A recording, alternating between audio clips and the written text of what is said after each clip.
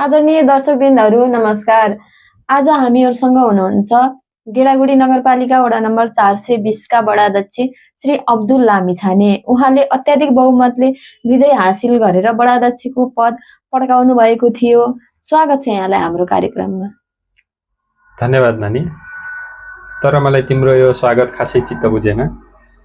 यो आधा बोतल पानीले कस्तो स्वागत हुन्छ?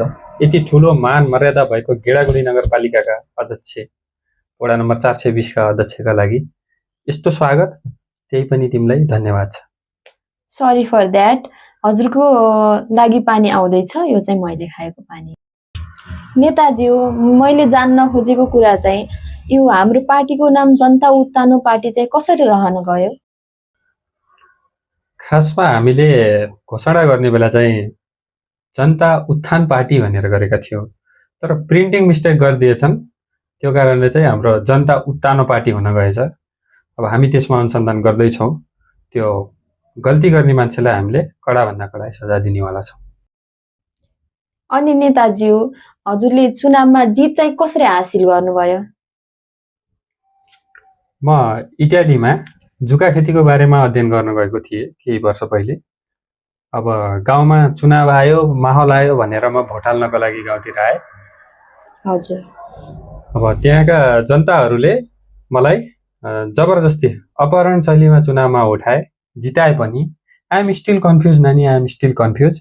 तपाईँले केही गरी पत्ता लागेछ भने बरु मलाई यसो खुसुक्क भनिदिनु होला कसरी जित्यो चुनाव।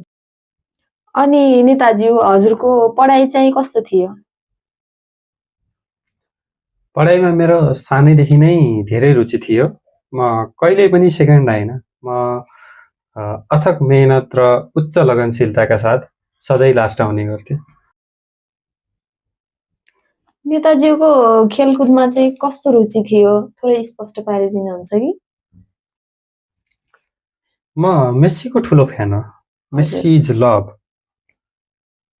त्यसकारण म सधैँभरि आइपिएल हेर्ने गर्छु। हजुर। कहिलेकाहीँ क्रिकेट पनि खेल्छु। हजुर हजुर। मलाई अझै पनि याद छ, हामी कक्षा 10 मा पढ्ने बेला 11 मा पढ्ने विद्यार्थीसितको क्रिकेटको कम्पिटिसन हुँदा मैले 6 गोल हानेको थिएँ। क्रिकेटमा गोल हान्ने भनेपछि नेताज्यूको खेलकुदको स्तर म लगायत सम्पूर्ण दर्शकहरूलाई पनि अवगत भए नै होला। अब थोरै विकासको बारेमा कुरा गरौँ न त। हजुरले आफ्नो कार्यकालमा देश र जनताको लागि के गर्नुभयो त? जेठो छोरोलाई मैले अमेरिका पठाएँ। हजुर। मेरो छोरीलाई मैले अस्ट्रेलिया पठाएँ। त्यो आफ्नै छोरा छोरीको लागि गरेको त त्यो स्वार्थको लागि गरे जस्तो भएन र? मैले देश र जनताको लागि के गर्नुभयो भनेर सोध्न खोजेको। के मेरा छोराछोरी के जनता होइनन् र? के तिनीहरूले मलाई भोट हालेका थिएनन्? तिनीहरूले पठाएको पैसा नेपालमा भित्रिँदैन? स्वार्थको लागि मैले पठाउनु भएको भए त मेरो कान्छो छोरालाई पनि मैले विदेश पठाउँथे। आवेगमा नआउनु न नेताज्यू, हजुरको कान्छो छोरो पनि हुनुहुन्छ र? छ त, अस्ति भर्खरै नारायण भएको उसको। पठाउन त मैले उसलाई पनि पठाउने विचार गरेको थिएँ, तर उसले मलाई भोट हालेन। त्यही भएर ऊ घरमा बसेर रोइराखेको छ। त्यसकारण मैले सधैँभरि व्यक्तिगत स्वार्थभन्दा धेरै भोटलाई प्राथमिकता दिने गर्छु। के नचाहिने कुरा गर्नुभएको नेताज्यू? त्यति सानो बच्चाले पनि कहिले भोट हाल्ने, विदेश जाने हुन्छ र? कस्तो नचाहिने प्रश्न गर्नुभएको? यति अप्ठ्यारो प्रश्न सोध्न पाइन्छ र? एक्लैले फेरि हेप दिने? यस्तो अप्ठ्यारो प्रश्न आउँछ भन्ने थाहा भयो त म आउने नै थिएन। ठिक छ, अब चाहिने कुरा गरौँ न त। हजुरले स्वास्थ्य क्षेत्रमा कसरी योगदान पुर्याउनु भयो? अब अरू वडाहरूको तुलनामा हाम्रो क्षेत्रका, हाम्रो वडाका युवाहरू जोसिला, जागरिला, स्वस्थ र आँटिला छन्। अस्ति भर्खरै उता पल्लो वडाका केटाहरूसित भनाभन पर्दा केटाहरू खुकुरी बोकेर गइसकेका थिए। योसँग स्वास्थ्यको के सम्बन्ध भयो त? नानी, तपाईँ पक्कै पनि पढे लेखेको हुनुपर्छ, त्यही भएर हजुर यस्तो घाँस जस्तो कुरा गर्नुभएको छ। अब जस्तो तस्तो ऐरे गैरे नत्तु खैरे जस्ता मान्छेहरू झगडा पर्दा खुकुरी लिएर जाने आँट गर्न सक्छ? के तपाईसँग त्यति साहस छ? तपाईँ सक्नुहुन्छ? मैले सोध्न खोजेको कुरा चाहिँ हजुरको वडाको जनताहरू त्यति स्वस्थ हुनुमा हजुरको योगदान चाहिँ के छ त? यता सुन नानी, हजुर हाम्रो गाउँमा हाम्रो वडामा 3वटा धाराहरू थिए।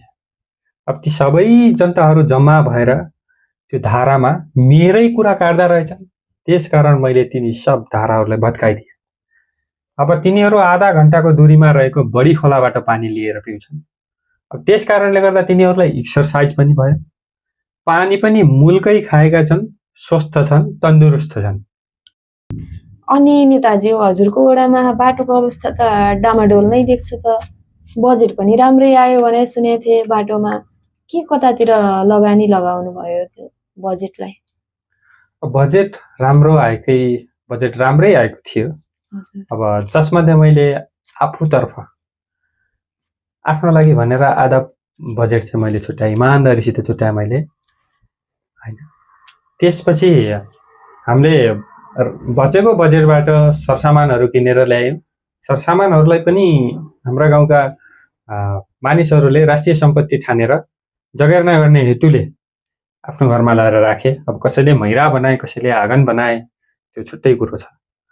अब त्यसपछि रहेको बजेटमा मैले बाटो एकदम राम्रो बनाएको थिएँ। अब जनताहरू मूर्ख छन्, आफू हिँड्न छाडेर राम्रो बाटोमा गाडी दगुराछन्, कुद्या छन्। त्यस्तो गर्नलाई बनाएको बाटो हो त्यो। त्यो त मकै सुकाउने, साइकल सिक्किने, त्यस्तो गर्नको लागि बनाएको बाटो हो। अब त्यसमा जबरजस्ती ठुला गाडीहरू चलाएपछि बाटो भत्किँदैन? त्यसको जिम्मा कसले लिन्छ? ठुला गाडी चलाउँदा बाटो बिग्रिन्छ भनेर हामीले सुरुवातदेखि नै पिच पनि हामीले रोड रोलरबाट नगराएर रोटी बेल्ने बेलनाले गरेका थियौँ। अब त्यसमा त्यो मूर्खहरूले बाटोमा ठुला ठुला गाडी चलाएपछि बाटो भत्किँदैन? त्यसो भए गाडी चाहिँ बाटोबाट हिँडाल्नु भएन है नेताजी? गाडी कहाँबाट हिँडाल्ने? खेतबाट, मान्छेको घरको छानोबाट हिँडाल्ने हो? हो, बिल्कुल नानी, बल्ल कुरा बुझ्नु भएछ हजुरले, बिल्कुल।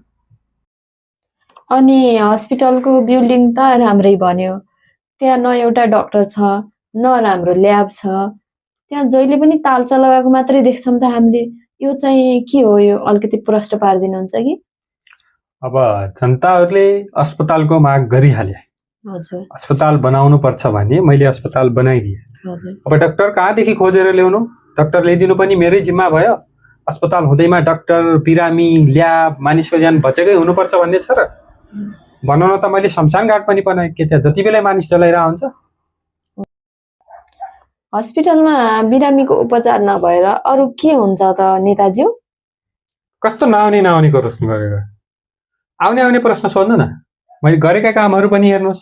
मैले कति राम्रो ग्राउन्ड बनाएको छु, ग्राउन्डमा एउटा स्कुल बनाएको छु, कति राम्रो छ त्यो, त्यसको कुरा गर्नुहोस्। स्कुल त बनाउनु भयो, त्यो स्कुलमा पढाइ पनि हुन्न, टिचरहरू पनि छैनन्, विद्यार्थीहरूको स्कुल जाने दिनभन्दा बिदा परेको दिन धेरै हुन्छ भनेर अभिभावकहरूको गुनासो छ। यसमा चाहिँ हजुरको भनाइ के छ नि? के पढ्नलाई स्कुल नै जानुपर्छ भन्ने छ र? पढाइलाई त नानी जिन्दगीभर पढे पनि त्यो कम हुन्छ। मैले स्कुल बनाएको छु, त्यहाँ चुनाव हुन्छ, बिहान आरती हुन्छ मन्दिरमा। अब दिउँसो 4 गाउँमध्ये कसैको अब बिहे गर्ने छ भने चाहिँ त्यहाँ बिहे हुन्छ। 3 दिन विद्यालय बिदा गरेर हामीले त्यहाँ बिहे गराउँछौँ। थोरै हस्ताक्षेप गरेँ मैले। हजुरको स्कुलमा पढाइ नभएर बिहे पो हुन्छ? अब बिहे नै भएन भने कसरी बच्चा बच्ची हुन्छ? अब बच्चा बच्ची नभए त्यहाँ कसले पढ्ने हो? त्यो स्कुलमा 10 जना बच्चा बच्ची छ, 8 जना शिक्षक छ। अब त्यसरी कहाँ चल्छ? त्यो भएर हामीले बिहेलाई प्राथमिकता राखेर हामीले बिहे गराउँछौँ, 3 दिन बिदा दिन्छौँ। त्यसो भए स्कुल त राम्रै बनाउनु भएको रहेछ। अनि शौचालय पनि राम्रै देख्छु देख्न त। तर हजुर त उद्घाटनमा आउनु भएन रे नि त। हामी कर्ममा विश्वास गर्ने मान्छे हो नानी। अब यो बनाए त्यो बनाए भन्दैमा 5 जना मान्छेले बोलाएर उद्घाटन गरेर 4 थरी फोटो हाल्नु पर्ने? अब शौचालयको उद्घाटन के गरेर गरिदिउँ? केमा हग्न बसिदिउँ त्यहाँ? अब आफैले गरेको काम आफै हग्नु पर्ने? त्यो राम्रो देखिन्छ कि त्यो सो छ? आउने पिँढीले के सिक्छ मबाट? हुन्छ नेताजी, हजुरको राम्रो योगदान रहेछ देश र जनताको विकासमा। राम्रो राम्रो योगदान पुर्याउनु भएको रहेछ, विकासहरू गर्नुभएको रहेछ। कुरा गरेर खुसी लाग्यो। अब जाँदा जाँदै अन्तिममा आउने पिँढीहरूलाई के सन्देश दिन चाहनुहुन्छ त? अब मैले आउने पिँढीलाई नआऊ भन्न चाहन्छु।